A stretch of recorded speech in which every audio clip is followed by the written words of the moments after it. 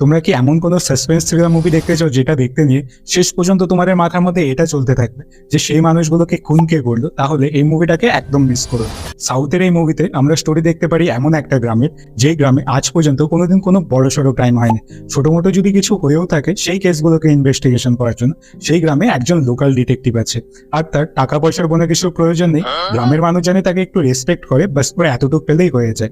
সেই গ্রামে police station তো আছে, বাট পুলিশের কোনোদিন দরকার পড়ে না। কিন্তু মুভিতে টুইস্ট তো তখন আসে যখন এত সুন্দর গ্রামে কারো নজর লেগে যায়। সেই গ্রামে একজনের মার্ডার হয়ে যায়, তার কিছুদিন পর আবার আরেকজনের মার্ডার হয়ে যায়। আর এই দুটো কেসকে ইনভেস্টিগেশন করার জন্য শহর থেকে একজন নতুন পুলিশ অফিসার গ্রামের মধ্যে আসে। সে আসাতে এদিকে আমাদের ডিটেকটিভ, ওর মনের মধ্যে এটা চলতে থাকে, ও যদি কেসটাকে তাড়াতাড়ি সলভ না করতে পারে তাহলে গ্রামের মানুষের কাছে হয়তো ওর রেসপেক্ট কমে যাবে। এখন গ্রামে একের পর এক খুন কে করছে, আর আমাদের ডিটেকটিভ আর পুলিশ দুজনে কেসটাকে সলভ করতে পারবে কি পারবে না, সেই সবকিছুর অ্যান্সারের জন্য তোমাদের এই মুভিটা দেখতে হবে। মুভিটার নাম হলো ডিটেকটিভ উজ্জ্বলা, নেটফ্লিক্সে অ্যাভেলেবেল আছে। আমি তোমাদের এটা গ্যারান্টি দিয়ে বলতে পারি, মুভিটা দেখতে নিয়ে শেষ পর্যন্ত তোমরা এটা গেস করতে পারবে না যে মুভিটার খুনিটাকে। মুভিতে থাকা প্রতিটা ক্যারেক্টারের উপরে তোমাদের সন্দেহ হবে যে হয়তোবা সেই মানুষটাই খুনি হতে পারে। আর যখন তোমরা জানতে পারবে খুনিকে, তোমাদের এক্সপ্রেশন থাকবে যে ভাই এই মানুষটা খুন করেছে।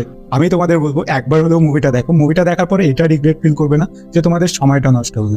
আর তোমরা যদি কাউকে এরকম সাসপেন্স থ্রিলার মুভি রেকমেন্ড করতে চাও, তাহলে তাদের সাথে আমার এই ভিডিওটা শেয়ার করে দাও, আর ভিডিওটাকে লাইক করে চ্যানেলটাকে সাবস্ক্রাইব করে দাও। আর যারা যারা তোমরা ফেসবুক থেকে দেখছো, তোমরা আমার পেজটাকে ফলো করে দিও। আজকের মতো এতটুকুই, দেখা হবে নেক্সট ভিডিওতে। টাটা।